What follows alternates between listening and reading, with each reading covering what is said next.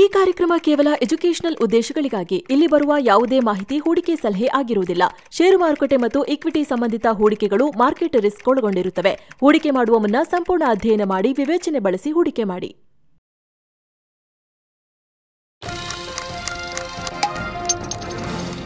Hi friends, ಮಸ್ತ್ಮಗ.comಗೆ ಸ್ವಾಗತ. ನಾನು ಅಮರ್ ಪ್ರಸಾದ್. ಸ್ನೇಹಿತರೆ, ಮಾರ್ಕೆಟ್ ವೀಕ್, ಪೋರ್ಟ್ಫೋಲಿಯೋಗಳೆಲ್ಲ ಕೆಂಪು, ಎಲ್ಲಾ ಸೆಕ್ಟರ್ಗಳಲ್ಲೂ ಲಾಸ್. ಆದ್ರೆ ಒಂದ್ ಕಡೆ ಟ್ರಂಪ್ ಟ್ಯಾರಿಫ್ ನಿಂದ ಚಿನ್ನದ ಬೆಲೆ ಮತ್ತೊಮ್ಮೆ ರೈಸ್ ಆಗ್ತಾ ಇದೆ. ಅತ್ತ ಬಾಂಡ್ ಮಾರ್ಕೆಟ್ ನಲ್ಲೂ ಕೂಡ ದಾಖಲೆಯ ಬೆಳವಣಿಗೆ ಕಂಡು ಬರ್ತಿದೆ. ಹೀಗಿರುವಾಗ ಇನ್ವೆಸ್ಟ್ಮೆಂಟ್ ಐಡಿಯಾ ಇರೋರು ತಮ್ಮ ಹಣವನ್ನ ಯಾವ ರೀತಿ ಅಲೋಕೇಟ್ ಮಾಡಬೇಕು? ಅಸೆಟ್ ಅಲೋಕೇಶನ್ ಅಂದ್ರೆ ಏನು? ಅದರಲ್ಲೂ ಭಾರತದ ಶ್ರೀಮಂತರು ಹಾಗೂ ಇಂಟೆಲಿಜೆಂಟ್ ಹೂಡಿಕೆದಾರರು, ಬರೀ ಭಾರತ ಅಲ್ಲ ಜಗತ್ತಿನಾದ್ಯಂತ ಯಾವ ರೀತಿ ಅಲೋಕೇಟ್ ಮಾಡ್ತಾರೆ ಆಸೆಟ್ ಅನ್ನ? ಅವರ ಆಸೆಟ್ ಅಲೋಕೇಶನ್ ಸ್ಟ್ರಾಟಜಿ ಹೇಗಿರುತ್ತೆ? ಈ ಶ್ರೀಮಂತರಿಂದ ಮತ್ತು ಬುದ್ಧಿವಂತ ಹೂಡಿಕೆದಾರರಿಂದ ನಾವು ಕಲ್ತ್ಕೋಬೇಕಾಗಿರೋದು ಏನು? ಕೇವಲ ಆಸೆಟ್ ಅಲೋಕೇಶನ್ ಮಾತ್ರ ಕಲ್ತ್ರೆ ಸಾಕ? ಅದನ್ನ ಮಾರ್ಕೆಟ್ ಸಿಚುವೇಶನ್ಗೆ ತಕ್ಕಂತೆ ಮ್ಯಾನೇಜ್ ಮಾಡೋದು ಹೇಗೆ? ಪ್ರತಿ ಸಲ ಮಾರ್ಕೆಟ್ ಏರಿಳಿತ ಆದಾಗ ಆಸೆಟ್ ಅಲೋಕೇಶನ್ ನಲ್ಲಿ ರೀಬ್ಯಾಲೆನ್ಸಿಂಗ್ ಮಾಡೋದು ಕೂಡ ಎಷ್ಟು ಇಂಪಾರ್ಟೆಂಟ್? ಯಾವ ನಿಯಮವನ್ನು ಫಾಲೋ ಮಾಡಲಾಗುತ್ತೆ ಇಲ್ಲಿ? ಎಲ್ಲವನ್ನ ಈ ವರದಿಯಲ್ಲಿ ಎಕ್ಸ್ಪ್ಲೇನ್ ಮಾಡ್ತಾ ಹೋಗೋಣ ಸ್ನೇಹಿತರೆ. ಯಾಕಂದ್ರೆ ಯಾವುದೇ ಹೂಡಿಕೆದಾರನಿಗೆ ನಾನು ದುಡಿಬೇಕು, ಉಳಿಸ್ಬೇಕು, ಇನ್ವೆಸ್ಟ್ ಮಾಡಬೇಕು, ಅದನ್ನ ಗ್ರೋ ಮಾಡಬೇಕು, ಅದನ್ನ ಬೆಳೆಸಬೇಕು, ಅದು ಜಾಸ್ತಿ ಬೆಳೀತಾ ಹೋಗಬೇಕು ಅನ್ನೋ ಆಸೆ ಇರೋ ಪ್ರತಿಯೊಬ್ಬರಿಗೂ ಕೂಡ ಈ ನಾಲೆಜ್ ಇಲ್ಲ ಅಂತ ಹೇಳಿದ್ರೆ ತುಂಬಾ ದೊಡ್ಡ ಸಮಸ್ಯೆ ಫ್ಯೂಚರ್ನಲ್ಲಿ ಎದುರಾಗುತ್ತೆ. ಹಾಗಾಗಿ ಸ್ನೇಹಿತರೆ, ಈ ಆಸೆಟ್ ಅಲೋಕೇಶನ್ಗೆ ಸಂಬಂಧಪಟ್ಟಂತೆ ಮತ್ತು ರೀಬ್ಯಾಲೆನ್ಸಿಂಗ್ಗೆ ಸಂಬಂಧಪಟ್ಟಂತೆ ಅಮೂಲ್ಯ ಮಾಹಿತಿ ಕೊಡೋ ಈ ವರದಿಯನ್ನ ಕಡೆ ತನಕ ಮಿಸ್ ಮಾಡಿದೆ ನೋಡಿ. ವೀಕ್ ಮಾರ್ಕೆಟ್ನಲ್ಲಿ ರೈಟ್ ಟಾರ್ಗೆಟ್.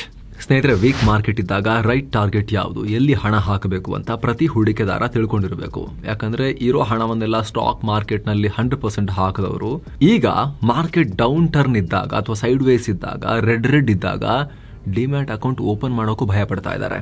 ಯಾಕಂದ್ರೆ ಕೆಂಪ್ ಎಲ್ಲ ಕಡೆ ನೆಗೆಟಿವ್ ರಿಟರ್ನ್ಸ್. ಯಾಕಾದ್ರೂ ಎಲ್ಲ ಹಣವನ್ನ ಒಂದೇ ಕಡೆ ಹಾಕಿಬಿಟ್ನೋ? ಇವಾಗ ಹಾಕೋಣ ಅಂದ್ರೆ ಕ್ಯಾಶ್ ಕೂಡ ಇಲ್ವಲ್ಲ.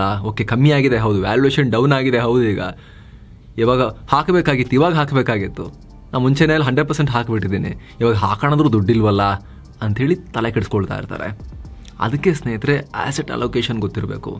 ಕೇವಲ ಈಕ್ವಿಟಿ ಅಲ್ಲ, ಹಣವನ್ನೆಲ್ಲ ಒಂದೇ ಕಡೆ ಹಾಕೋದ್ರ ಬದಲಿಗೆ ಅದನ್ನ ಡಿವೈಡ್ ಮಾಡಿ, ಒಂದು ಭಾಗ ಗೋಲ್ಡ್ನಲ್ಲಿ, ಒಂದು ಭಾಗ ಡೆಟ್, ಒಂದು ಭಾಗ real estate, fixed deposits, cash ರೂಪದಲ್ಲಿ, ಸೇವಿಂಗ್ಸ್ ಅಕೌಂಟ್ನಲ್ಲಿ, ಈ ರೀತಿ ಆಸೆಟ್ ಅಲೋಕೇಶನ್ ತುಂಬಾ ಇಂಪಾರ್ಟೆಂಟ್. ಇನ್ನೂ ಸಿಂಪಲ್ ಆಗಿ ಹೇಳಬೇಕು ಅಂದ್ರೆ, ಒಬ್ಬ ರೈತ ಜಮೀನು ಪೂರ್ತಿ ಒಂದೇ ಬೆಳೆ ಬೆಳೆದಿದ್ರೆ, ಅದಕ್ಕೆ ರೇಟ್ ಸಿಕ್ಕರೆ, ಆ ಬೆಳೆ ಹಾಳಾಗಿಲ್ಲ ಅಂದ್ರೆ, ಅದಕ್ಕೆ ಹುಳ ಬಿದ್ದಿಲ್ಲ ಅಂದ್ರೆ ಮಾತ್ರ ಅದನ್ನಿಲ್ಲ ಲಾಭ. ಅದರ ಬದಲು ಪ್ಲಾಂಟೇಶನ್ ಮಾಡಿ ಅದರ ಮಧ್ಯದಲ್ಲಿ ಕಮರ್ಷಿಯಲ್ ಬೆಳೆ, ಕ್ಯಾಶ್ ಬೆಳೆಗಳು, ಹಣ್ಣು ತರಕಾರಿ ಹಾಕಿ ವ್ಯವಸಾಯ ಮಾಡಿದ್ರೆ ಒಂದಲ್ಲ ಒಂದರಲ್ಲಿ ಲಾಭ ನೋಡ್ಬೋದಲ್ಲ. ಅದೇ smart asset allocation. Asset allocation ignore ಮಾಡಿದ್ರೆ ಸಮಸ್ಯೆ ಫೇಸ್ ಮಾಡೋದು ಗ್ಯಾರಂಟಿ ಪ್ರತಿಯೊಬ್ಬರು ಕೂಡ. ಸೊ ಇಂಟೆಲಿಜೆಂಟ್ ಇನ್ವೆಸ್ಟರ್ಗಳು, ಶ್ರೀಮಂತರು ಆಸೆಟ್ ಅಲೋಕೇಶನ್ಗೆ ಒಂದು ಫಾರ್ಮುಲಾ ಇಟ್ಕೊಂಡಿರ್ತಾರೆ. ಶ್ರೀಮಂತರ ಆಸೆಟ್ ಅಲೋಕೇಶನ್ ಫಾರ್ಮುಲಾ. ಸ್ನೇಹಿತರೆ, ಶ್ರೀಮಂತರು ಹೈ ನೆಟ್ವರ್ತ್ ಇಂಡಿವಿಜುವಲ್ಸ್ ಎರಡು ರೀತಿಯ ಆಸೆಟ್ ಅಲೋಕೇಶನ್ ಮಾಡ್ತಾರೆ. ಹಳೆಯ ಸಾಂಪ್ರದಾಯಿಕ ವಿಧಾನಗಳು ಹಾಗೂ modern new age asset allocation ವಿಧಾನ ಎರಡನ್ನೂ ಯೂಸ್ ಮಾಡ್ತಾರೆ. ಸಾಂಪ್ರದಾಯಿಕ ವಿಧಾನಗಳಲ್ಲಿ ಈಕ್ವಿಟಿ, ಡೆಟ್, ಗೋಲ್ಡ್ ರೀತಿಯ ಬೆಲೆ ಬಾಳುವ ಮೆಟಲ್ಸ್, ರಿಯಲ್ ಎಸ್ಟೇಟ್ ಎಲ್ಲ ಬರುತ್ತೆ. ನ್ಯೂ ಏಜ್ ಮಾಡರ್ನ್ ಇನ್ಸ್ಟ್ರೂಮೆಂಟ್ಸ್ ಅಲ್ಲಿ mutual funds, ETF, real estate investment ಟ್ರಸ್ಟ್ಗಳು, ಇನ್ಫ್ರಾ ಇನ್ವೆಸ್ಟ್ಮೆಂಟ್ ಟ್ರಸ್ಟ್ಗಳು, ಎಲ್ಲಕ್ಕಿಂತ ಇಂಪಾರ್ಟೆಂಟ್ ಗ್ಲೋಬಲ್ ಈಕ್ವಿಟಿ ಇನ್ವೆಸ್ಟ್ಮೆಂಟ್ ಅಂದರೆ ವಿದೇಶಿ ಸ್ಟಾಕ್ಗಳ ಮೇಲೆ ಹೂಡಿಕೆ ಮಾಡೋದು. ಅದೇ ರೀತಿ ಇತ್ತೀಚೆಗೆ ಡಿಜಿಟಲ್ ಗೋಲ್ಡ್, ಸ್ಟಾರ್ಟ್ಅಪ್ಗಳಲ್ಲಿ ಹೂಡಿಕೆ, ಕ್ರಿಪ್ಟೋ ಕರೆನ್ಸಿ ಮೇಲೂ ಫಂಡ್ ಅಲೋಕೇಶನ್ ಮಾಡೋದು, ಇದೆಲ್ಲ ಮಾಡ್ತಾರೆ ಶ್ರೀಮಂತರು. ಉದಾಹರಣೆಗೆ, ಒಬ್ಬ ವ್ಯಕ್ತಿ ಬಳಿ ₹100 ಇದ್ರೆ 30 ರಿಂದ ₹40 ಈಕ್ವಿಟಿಗೆ. ಇದರಲ್ಲಿ ದೇಶಿ ಸ್ಟಾಕ್ಸ್, ವಿದೇಶಿ ಸ್ಟಾಕ್ಸ್ ಎಲ್ಲ ಇರುತ್ತೆ. ದೇಸಿ ಸ್ಟಾಕ್ಸ್ ಅಂತ ಬಂದಾಗ ಲಾರ್ಜ್ ಕ್ಯಾಪ್ ಸ್ಟಾಕ್ಸ್ ಮೇಲೆ ಜಾಸ್ತಿ ಫೋಕಸ್ ಮಾಡ್ತಾರೆ, ಯಾಕಂದ್ರೆ ಅವು ಮಾರ್ಕೆಟ್ ಬಿದ್ರೂ ಕೂಡ ಸ್ಟೇಬಲ್ ಆಗಿರ್ತವೆ. ಹಾಗಂತ ಮಿಡಲ್ ಮತ್ತು ಸ್ಮಾಲ್ ಕ್ಯಾಪ್ ಮೇಲೆ ಹಣ ಹಾಕಲ್ಲ ಅಂತಲ್ಲ, ಒಳ್ಳೆ ಲಾಭ ಜನರೇಟ್ ಆಗೋ ಸಾಧ್ಯತೆ ಇರೋದ್ರಿಂದ ಅವುಗಳಲ್ಲೂ ಕೂಡ ಎಕ್ಸ್ಪೋಜರ್ ತಗೊಂಡಿರ್ತಾರೆ. ಏನ್ ಮಾಡ್ತಾರೆ ಅಂದ್ರೆ, ಮಾರ್ಕೆಟ್ ಜಾಸ್ತಿ ಬಿದ್ದಾಗ ಮಾತ್ರ, ಒಳ್ಳೆ ಕಮ್ಮಿ ರೇಟಿಗೆ ಸಿಕ್ಕಿದಾಗ ಮಾತ್ರ ಮಿಡ್ ಮತ್ತು ಸ್ಮಾಲ್ ಕ್ಯಾಪ್ಗಳ ಕಡೆ ಹೋಗ್ತಾರೆ ಅವರು ಶ್ರೀಮಂತರು. ಮತ್ತು ಇಂಟೆಲಿಜೆಂಟ್ ಹೂಡಿಕೆದಾರರು ಮಾರ್ಕೆಟ್ ಬುಲ್ ಮಾರ್ಕೆಟ್ ನಡೀತಿದೆ ಅಂದಾಗ ತಗೊಂಡೋಗಿ ಸ್ಮಾಲ್ ಮಿಡ್ ಅಲ್ಲೆಲ್ಲ ದುಡ್ಡು ಹಾಕಕ್ ಹೋಗಲ್ಲ. ಅವರು ಈಕ್ವಿಟಿಲೇ ಕಮ್ಮಿ ಮಾಡ್ತಾರೆ. ಅವಾಗ ಹಾಕಿದ್ರು ಲಾರ್ಜ್ ಕ್ಯಾಪ್ ಅಲ್ಲಿ ಹಾಕ್ತಾರೆ. ಆಮೇಲೆ ವಿದೇಶಿ ಸ್ಟಾಕ್ಸ್ ಅಂತ ಬಂದ್ರೆ Nvidia, Microsoft, apple, Amazon, Google ಹೀಗೆ ರೆಪ್ಯೂಟೆಡ್ ಸ್ಟಾಕ್ಸ್ ನಲ್ಲಿ ಹೂಡಿಕೆ ಮಾಡಿರ್ತಾರೆ. ರೆಪ್ಯೂಟೆಡ್ ಅನ್ನೋಕ್ಕಿಂತ ಹೆಚ್ಚಾಗಿ ಅಮೆರಿಕನ್ ಸ್ಟಾಕ್ ಮಾರ್ಕೆಟ್ ಅಂದ್ರೆ ಏನು, ಮೇನ್ಲಿ ಏನ್ ಇವಾಗ ಅಲ್ಲಿ ಯಾವ್ದು ಅರ್ನಿಂಗ್ ಅಲ್ಲಿ ಮುಂದಕ್ಕೆ ಮುಗ್ತಿರೋ ಗೂಳಿಗಳು, ಟೆಕ್ ಮೇಲೆ ಜಾಸ್ತಿ ಇವಾಗ ಫೋಕಸ್ ಮಾಡ್ತಿದ್ದಾರೆ. ರಿಚ್ ಮತ್ತು ಇಂಟೆಲಿಜೆಂಟ್ ಹೂಡಿಕೆದಾರರು ಅಮೆರಿಕನ್ ಸ್ಟಾಕ್ಸ್ ಅಂತ ಬಂದಾಗ, ವಿದೇಶಿ ಸ್ಟಾಕ್ಸ್ ಅಂತ ಬಂದಾಗ ಟೆಕ್ ಲೀಡರ್ಶಿಪ್ ಅಲ್ಲಿರೋ ಕಂಪನಿಗಳ ಮೇಲೆ ಫೋಕಸ್ ಮಾಡ್ತಿದ್ದಾರೆ. ಇನ್ನು 20 ರಿಂದ 30 ರೂಪಾಯಿ ಡೆಟ್ ಮೇಲೆ ಫಿಕ್ಸ್ಡ್ ಇನ್ಕಮ್ ಇನ್ಸ್ಟ್ರೂಮೆಂಟ್ಸ್ ಮೇಲೂ ಕೂಡ ಹಾಕಿರ್ತಾರೆ. ಅವು ಫಿಕ್ಸ್ಡ್ ಡೆಪಾಸಿಟ್ಸ್ ಆಗಿರ್ಬೋದು, ಸರ್ಕಾರಿ ಹಾಗೂ ಕಾರ್ಪೊರೇಟ್ ಬಾಂಡ್ಸ್ ಆಗಿರ್ಬೋದು, ಅಥವಾ debt, liquid, short duration mutual funds ಆಗಿರ್ಬೋದು. ಈ ರೀತಿ ಸೇಫರ್ ಸೈಡ್ ಕೂಡ ಇಟ್ಕೊಂಡಿರ್ತಾರೆ. ಮಿನಿಮಮ್ 20 ರಿಂದ 30% ಯಾವಾಗಲೂ ಕೂಡ. ಈ ರೀತಿ ಇದನ್ನ ಅಪಾರ್ಚುನಿಟಿ ಫಂಡ್ ಅಂತ ಕೂಡ ಕರಿಬಹುದು, ಅಥವಾ ಡ್ರೈ ಪೌಡರ್ ಅಂತ ಕೂಡ ಕರೀತಾರೆ. ಅಂದ್ರೆ ಮಾರ್ಕೆಟ್ ನಲ್ಲಿ ರಕ್ತಪಾತ ಆದಾಗ, ಪ್ರಪಾತಕ್ಕೆ ಬಿದ್ದಾಗ ಈ ದುಡ್ಡನ್ನ ಆ ಕಡೆಗೆ ಮೂವ್ ಮಾಡಿ ಅತ್ಯಂತ ಲೋ ವ್ಯಾಲ್ಯೂಯೇಷನ್ ಅಲ್ಲಿ ಎಲ್ಲ ಹೆದರಿ ಚಪ್ಪಲಿ ಕೈಲಿ ಹಿಡ್ಕೊಂಡು ಓಡ್ತಿರೋ ಟೈಮ್ನಲ್ಲಿ ಮಾರ್ಕೆಟ್ ಇಂದ ಬಿತ್ತು ಅಂತ ಹೇಳಿ ಈ ಶ್ರೀಮಂತರು ಏನ್ ಮಾಡ್ತಾರೆ ಗೊತ್ತಾ, ಈ ಡ್ರೈ ಪೌಡರ್ ಯೂಸ್ ಮಾಡ್ಕೊಂಡು ಬ್ಯಾಗ್ ತಗೊಂಡು ಹೋಗ್ತಾರೆ ಮಾರ್ಕೆಟ್ಗೆ. ಜನ ಚೀಪ್ ಪ್ರೈಸ್ಗೆ ಹೆದರ್ಕೊಂಡು ಬಿಸಾಕಿ ಓಡ್ತಿರೋದನ್ನ ಕಮ್ಮಿ ಪ್ರೈಸ್ಗೆ ಎತ್ಕೊಂಡು ಇವ್ರು ಹಾಕೊಂತಾರೆ. ಈ ಸೇಫ್ ಸೈಡ್ ಇಟ್ಟಿರೋ ದುಡ್ಡನ್ನ ಮೂವ್ ಮಾಡಿ ಈ FD ಇಂದ ಅಥವಾ ಡೆಟ್ಟಲ್ಲಿ ಇಟ್ಟಿರೋ ಫಂಡ್ನ ಯೂಸ್ ಮಾಡಿಬಿಟ್ಟು ಖರೀದಿ ಮಾಡ್ತಾರೆ ಆ ಟೈಮಲ್ಲಿ. ಈ ಹಿಂದೆ ಯುದ್ಧಗಳಲ್ಲೆಲ್ಲ ಆರ್ಮಿಗಳು ಅಗತ್ಯಕ್ಕಿಂತ ಎಕ್ಸ್ಟ್ರಾ ಮದ್ದುಗುಂಡು ಕೂಡಿಟ್ಕೊಳ್ತಾ ಇದ್ರಲ್ಲ, ಅದನ್ನ ಡ್ರೈ ಪೌಡರ್ ಅಂತ ಕರಿತಾ ಇದ್ರು. ಅದೇ ಈಗ ಇನ್ವೆಸ್ಟಿಂಗ್ನಲ್ಲೂ ಕೂಡ ಆ ಎಕ್ಸ್ಟ್ರಾ ಹಣವನ್ನು FD ಅಥವಾ ಈ ಬಾಂಡ್ಸಲ್ಲಿ, ಡೆಟ್ ಮ್ಯೂಚುವಲ್ ಫಂಡ್ಸಲ್ಲಿ ಇಡೋದನ್ನು, ಆಮೇಲೆ ಈ ಥರ ಸ್ಟ್ರಾಟಜಿಕಲಿ ಮಾರ್ಕೆಟ್ ಬಿದ್ದಾಗ ಅದನ್ನು ಈಕ್ವಿಟಿಗೆ ಶಿಫ್ಟ್ ಮಾಡೋದನ್ನ dry powder technique, dry powder strategy ಅಂತಾನೆ ಕರೀತಾರೆ. ಈ ಡ್ರೈ ಪೌಡರ್ ಇದೆಯಲ್ಲ, ಇದು ಕೇವಲ ಸ್ಟಾಕ್ ಮಾರ್ಕೆಟ್ ಬೀಳುತ್ತೆ ಅವಾಗ ಸ್ಟಾಕ್ ಖರೀದಿ ಮಾಡಕ್ಕಂತ ಮಾತ್ರ ಅಲ್ಲ.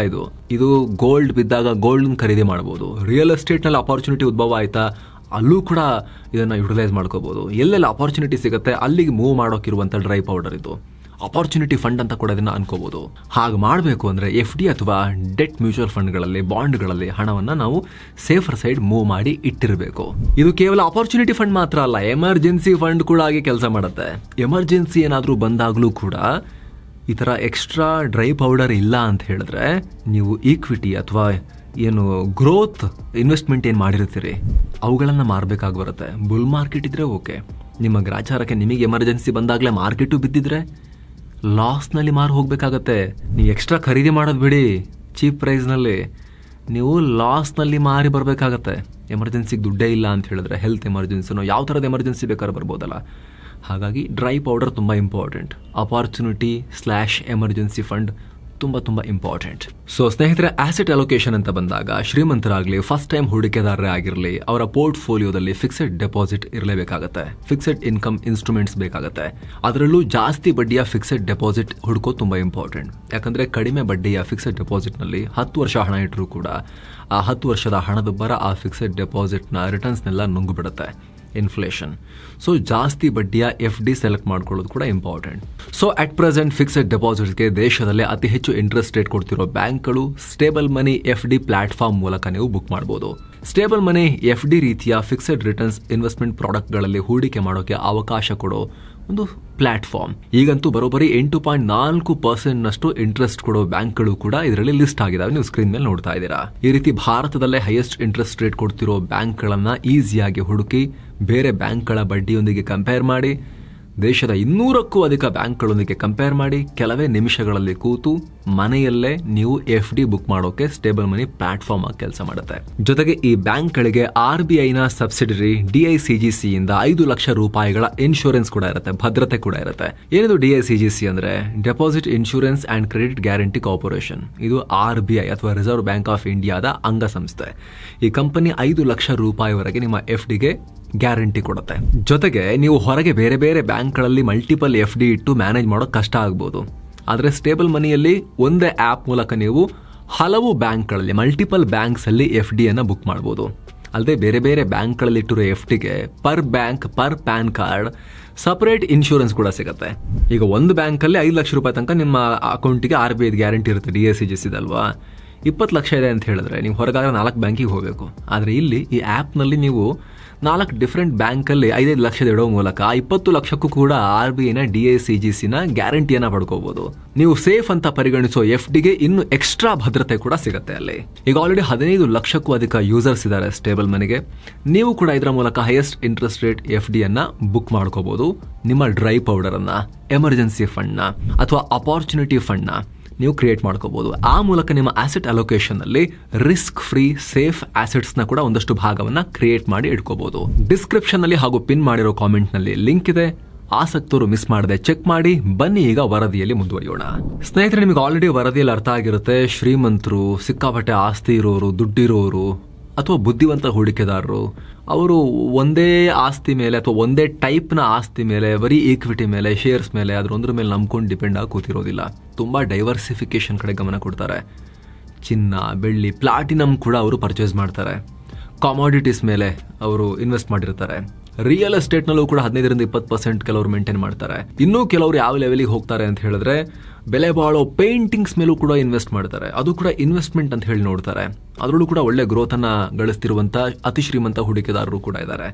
ಒಂದು ಸಣ್ಣ ಭಾಗವನ್ನು ಅಲ್ಲಿಗೂ ಶಿಫ್ಟ್ ಮಾಡಿರ್ತಾರೆ. ಜೊತೆಗೆ ಆರಂಭದಲ್ಲೇ ಮೆನ್ಷನ್ ಮಾಡಿದ್ವಿ, ಅವರ ಪೋರ್ಟ್ಫೋಲಿಯೋವನ್ನು, ಅವರ ಒಟ್ಟಾರೆ ಶ್ರೀಮಂತಿಕೆಯನ್ನು ವೇಗವಾಗಿ ಎಳ್ಕೊಂಡು ಹೋಗೋಕೆ ಒಂದು ಬಲಶಾಲಿಯಾದ ಗೂಳಿಯನ್ನ ಕೂಡ ಹುಡುಕ್ತಾ ಇರ್ತಾರೆ. ಅವರು ಹೈ ಗ್ರೋತ್ ಅಸೆಟ್ಸ್ ಯಾವ್ದಿದೆ ಅಂತ ಹುಡುಕ್ತಾ ಇರ್ತಾರೆ. ಉದಾಹರಣೆಗೆ ಸ್ಟಾರ್ಟ್ಅಪ್ಗಳು, ಅವುಗಳಲ್ಲಿ ಇನ್ವೆಸ್ಟ್ ಮಾಡ್ತಾರೆ. ನೆಕ್ಸ್ಟ್ ಅವು IPO ಆದಾಗ ಭರ್ಜರಿ 200 ಪಟ್ಟು 500 ಪಟ್ಟು ಕೆಲವೊಂದ್ಸಲಿ 1000 ಪಟ್ಟು ಗ್ರೋತ್ ಪಡ್ಕೊಂಡು ಎಕ್ಸಿಟ್ ಆಗ್ತಾರೆ. ಜೊತೆಗೆ ಸ್ನೇಹಿತರೆ, ಅಸೆಟ್ ಅಲೋಕೇಶನ್ ಏಜ್ ಮೇಲೂ ಕೂಡ ಡಿಪೆಂಡ್ ಆಗುತ್ತೆ. 40ರ ಒಳಗಿನ ಹೈ ನೆಟ್ವರ್ತ್ ಇಂಡಿವಿಜುವಲ್ಸ್ ಈಕ್ವಿಟಿಗೆ ಹೆಚ್ಚು ಎಕ್ಸ್ಪೋಜರ್ ತಗೊಳ್ತಾರೆ. ಅಗ್ರೆಸಿವ್ ಆಗಿ ಅವರು ರಿಸ್ಕ್, ಬರೀ ಈಕ್ವಿಟಿ ಅಂತಲ್ಲ, ಈ ರೀತಿ ಹೈ ರಿಸ್ಕ್ ಇನ್ಸ್ಟ್ರೂಮೆಂಟ್ಸ್ ಅಲ್ಲಿ ಹೂಡಿಕೆ ಮಾಡ್ತಾರೆ. 70-80% ವರೆಗೂ ಕೂಡ ರಿಸ್ಕಿ ಇನ್ವೆಸ್ಟ್ಮೆಂಟ್ ಮಾಡ್ತಾರೆ. ಇನ್ನು ಮಿಡಲ್ ಏಜ್ ಅಂದ್ರೆ 40-50ರ ಏಜ್ ನಲ್ಲಿ ಸ್ವಲ್ಪ ನಿಧಾನಕ್ಕೆ ಸ್ವಲ್ಪ ಬ್ಯಾಲೆನ್ಸ್ಡ್ ಕಡೆಗೆ ಬರ್ತಾರೆ. ಉದಾಹರಣೆಗೆ ಹೈಬ್ರಿಡ್ ಕಡೆಗೆ ಬರ್ತಾರೆ. ಒಂದು ಅರ್ಧಕ್ಕರ್ಧ ಈಕ್ವಿಟಿ ಇದ್ರೆ ಸಾಕು, 50-60%, ಒಂದು 40-50% ಸ್ವಲ್ಪ ಸೇಫರ್ ಸೈಡ್ ಮೂವ್ ಮಾಡೋಣ, ಆಯ್ತು ಗಳಿಸಿದಾಗಿದೆ, ಸುಮಾರು ಆಗಿದೆ, ಈಗ ಪ್ರೊಟೆಕ್ಟ್ ಮಾಡೋದು ಮುಖ್ಯ ಅಂತ ಆ ಮೈಂಡ್ ಸೆಟ್ಗೆ ಹೋಗ್ತಾರೆ. ಕೊನೆಗೆ ರಿಟೈರ್ಮೆಂಟ್ ಟೈಮ್ನಲ್ಲಿ 60 ಅಬೌವ್ ಎಲ್ಲ ಆದಾಗ ಇನ್ನೂ ದೊಡ್ಡ ಭಾಗವನ್ನ ಅವರು ಸೇಫರ್ ಸೈಡ್ಗೆ ಮೂವ್ ಮಾಡ್ತಾರೆ. Risk appetite. ಎಸ್ ಸ್ನೇಹಿತರೆ, ಈಗ ವಾಪಸ್ ರೆಡ್ ಪೋರ್ಟ್ಫೋಲಿಯೋಗೆ ಬರೋಣ. ಅಯ್ಯೋ, ಈ ಸ್ಟಾಕ್ ತಗೋಬಾರ್ದಾಗಿತ್ತು, ಅಯ್ಯೋ ಎಲ್ಲ ಈಕ್ವಿಟಿ ಮ್ಯೂಚುವಲ್ ಫಂಡ್ಗೆ ಇಷ್ಟೊಂದು ಹಾಕಿ ಕೂರಬಾರ್ದಾಗಿತ್ತು, 2% ಬಿತ್ತು, 5% ಬಿತ್ತು, 10% ಬಿತ್ತು, ನಾಳೆ ಏನಾಗುತ್ತೋ, ಎಲ್ಲಿ ಹಣ ಎಲ್ಲ ಹೋಗ್ಬಿಡುತ್ತೋ, ರಿಕವರ್ ಆಗುತ್ತೋ ಇಲ್ವೋ, ಈ ರೀತಿ ಭಯ ಬಿದ್ದು ನಿದ್ದೆನೂ ಕೂಡ ಸರಿಯಾಗಿ ಮಾಡದೆ ಒದ್ದಾಡ್ತಿರ್ತಾರೆ. 2 ದಿನ ನಿದ್ದೆ ಹೋಗುತ್ತೆ, ಆಮೇಲೆ 3ನೇ ದಿನ ಎದ್ದೆದ್ದು ಮಾರ್ಕೆಟ್ ಓಪನ್ ಆಗ್ತಿದೆ ಹಾಗೆ ಪ್ಯಾನಿಕ್ ಸೆಲ್ ಮಾಡಿ ಕೈ ತೊಳ್ಕೊಂಡ್ಬಿಡ್ತಾರೆ, ಲಾಸ್ ಮಾಡ್ಕೊಂಡ್ಬಿಡ್ತಾರೆ. ಆಮೇಲೆ ಮಾರ್ಕೆಟ್ ಕಡೆ ಮುಖ ಹಾಕೋಕ್ಕೂ ಕೂಡ ಒಂದಷ್ಟು ಕಾಲ ಭಯ ಪಡ್ತಾರೆ. ಇದೆಲ್ಲ ರಿಸ್ಕ್ ಅಪಟೈಟ್ ಕಡಿಮೆ ಇರೋದ್ರ ಲಕ್ಷಣ. ಹಾಗಾಗಿ ಪ್ರತಿಯೊಬ್ಬರು ತಮ್ಮ ರಿಸ್ಕ್ ಅಪಟೈಟ್ಗೆ ತಕ್ಕಂತೆ ಹೂಡಿಕೆ ಮಾಡ್ತಾ ಹೋಗಬೇಕು. ಎಲ್ಲರಿಗೂ ಒಂದೇ ರೂಲ್ಸ್ ಅಪ್ಲೈ ಆಗಲ್ಲ. ನಿಮಗೆ ನೆಕ್ಸ್ಟ್ ಇಯರೇ ದುಡ್ಡು ಬೇಕದು, ಏನೋ 50 ಲಕ್ಷ ರೂಪಾಯಿ ಇದೆ, ನೆಕ್ಸ್ಟ್ ಇಯರ್ ಬೇಕು, ಅದನ್ನ ತಗೊಂಡೋಗಿ ಮಿಡ್ ಮತ್ತು ಸ್ಮಾಲ್ ಕ್ಯಾಪಲ್ಲಿ ಹಾಕಕ್ಕಾಗತ್ತಾ? ಇಲ್ಲ. ನಿಮ್ಮ ರಿಸ್ಕ್ ಅಪಟೈಟ್ ಕಮ್ಮಿ ಇದೆ ಅಂತ ಅರ್ಥ. ನೆಕ್ಸ್ಟ್ ಇಯರೇ ಹಣ ಬೇಕು ನಿಮಗೆ ಅಂತ ಅರ್ಥ. ಹಂಗಿರ್ಬೇಕಾದ್ರೆ ಏನು ಮಾಡಬೇಕು? 1 ವರ್ಷ 2 ವರ್ಷ ದುಡ್ಡೆಲ್ಲ ಯಾರು ಈಕ್ವಿಟಿ ಹಾಕಕ್ಕೆ ಹೋಗಲ್ಲ. ಅವುಗಳನ್ನ ಸೇಫರ್ ಸೈಡ್ ಇಟ್ಕೊಂಡಿರ್ತಾರೆ. ಮ್ಯಾಕ್ಸಿಮಮ್ ಅಂದರೆ ಬ್ಯಾಲೆನ್ಸ್ಡ್ ಅಡ್ವಾಂಟೇಜ್ ಫಂಡ್ಗಳ ಕಡೆ ಹೋಗ್ತಾರೆ, ಹೈಬ್ರಿಡ್ ಫಂಡ್ಗಳ ಕಡೆ ಹೋಗ್ತಾರೆ. ಇಲ್ಲ ಅಂದರೆ ಡೆಟ್ ಮ್ಯೂಚುವಲ್ ಫಂಡು, FD ಅಲ್ಲೇ ಇಟ್ಕೊಂಡಿರ್ತಾರೆ ನೆಕ್ಸ್ಟ್ ಇಯರ್ ಬೇಕಾಗಿರೋ ಹಣವನ್ನು. ಯಾಕಂದರೆ ರಿಸ್ಕ್ ಅಪಟೈಟ್ ಜಾಸ್ತಿ ಇಲ್ಲ, ರಿಸ್ಕ್ ತಗೊಳಕ್ಕೆ ಆಗಲ್ಲ ಅವ್ರು. ನೆಕ್ಸ್ಟ್ ಇಯರೇ ಬೇಕು ಅವ್ರಿಗೆ. ನೆಕ್ಸ್ಟ್ ಇಯರ್ ಮಾರ್ಕೆಟ್ ಬಿದ್ದು 20-30% ಕಿತ್ಕೊಂಡು ಹೋದ್ರೆ ಏನು ಮಾಡ್ತೀರಾ? 50 ಲಕ್ಷ 25-30 ಲಕ್ಷಕ್ಕೆ ಬಂದರೆ ಏನು ಮಾಡ್ತೀರಾ? ಹಾಗಾಗಿ ಇಲ್ಲ, ನನಗೆ ಈ ದುಡ್ಡು ಒಂದು 5-6 ವರ್ಷ ಬೇಕಾಗಿಲ್ಲ ಅನ್ನೋರೇನು ಮಾಡ್ತಾರೆ, ಲಾರ್ಜ್ ಕ್ಯಾಪು, ಫ್ಲೆಕ್ಸಿ ಕ್ಯಾಪು ಅಂತಹ ಫಂಡ್ಗಳ ಕಡೆ ಮುಖ ಮಾಡ್ತಾರೆ.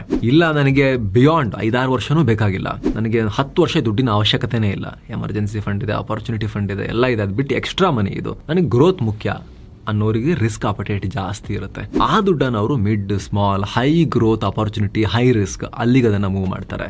ಸೊ ಪ್ರತಿಯೊಬ್ಬರು ಕೂಡ ಹೂಡಿಕೆ ಮಾಡೋಕ್ಕಿಂತ ಮುಂಚೆ ರಿಸ್ಕ್ ಅಪಟೈಟ್ ತಿಳ್ಕೊಂಡಿರಬೇಕು. ರಿಸ್ಕ್ ತಗೊಳ್ಳೋ ಸಾಮರ್ಥ್ಯದ ಬಗ್ಗೆ ಯೋಚನೆ ಮಾಡಿರಬೇಕು. ನಾನು ತುಂಬ ಬಲಶಾಲಿ, ನಾನು ಹೆವಿ ರಿಸ್ಕ್ ತಗೊಳ್ತೀನಿ, ಮೈಂಡ್ ಸೆಟ್ ಇದ್ರೆ ಸಾಕಾಗಲ್ಲ. ನಿಮ್ಗೆ ಆ ದುಡ್ಡು ನೆಕ್ಸ್ಟ್ ಯಾವಾಗ ಬೇಕು, ನೆಕ್ಸ್ಟ್ ಇಯರ್ ಖರ್ಚಿದೆಯಾ, 5 years ಬಿಟ್ಟಿದೆಯಾ, 10 years ಬಿಟ್ಟಿದೆಯಾ, ಅದ್ರ ಮೇಲೆ ಡಿಸೈಡ್ ಮಾಡಬೇಕು ನೀವು. Next asset ರೀಬ್ಯಾಲೆನ್ಸಿಂಗ್. ಎಸ್ ಸ್ನೇಹಿತರೆ, ಇದು ಕೂಡ ತುಂಬ ಮುಖ್ಯ. ಒಂದು ಫಾರ್ಮುಲಾ ಮಾಡ್ತೀನಿ. 75% ಈಕ್ವಿಟಿ, 20% ಡೆಟ್, 5% ಗೋಲ್ಡ್ ಸಿಲ್ವರ್ ಅಂತ ಅನ್ಕೊಂಡು ಹಾಕ್ಬಿಟ್ರೆ ಅಲ್ಲಿ ಕೆಲಸ ಮುಗಿದು ಹೋಗಲ್ಲ. ಮೊದಲ ಸ್ಟೆಪ್ ಅಷ್ಟೇ. ಅದಾದಮೇಲೆ ಮಾರ್ಕೆಟ್ ಮೂವ್ಮೆಂಟ್ಗೆ ತಕ್ಕಂತೆ ಪೋರ್ಟ್ಫೋಲಿಯೋನ ಅಡ್ಜಸ್ಟ್ ಮಾಡಬೇಕು. ನೀವು ಉದಾಹರಣೆಗೆ ನಿಮ್ಮಲ್ಲಿರೋ 100 ರೂಪಾಯಿಲಿ 60 ರೂಪಾಯಿನ ಸ್ಟಾಕ್ಸಲ್ಲಿ 40 ರೂಪಾಯಿನ ಫಿಕ್ಸೆಡ್ ಡೆಪಾಸಿಟ್ನಲ್ಲಿ ಹೂಡಿಕೆ ಮಾಡಿರ್ತೀರಿ ಅಂತ ಅನ್ಕೊಳ್ಳಿ. ಫಿಕ್ಸೆಡ್ ಡೆಪಾಸಿಟ್ ವೇಗವಾಗಿ ಬೆಳೆಯಲ್ಲ, ಮಾರ್ಕೆಟ್ ವೇಗವಾಗಿ ಬೆಳೆಯುತ್ತೆ.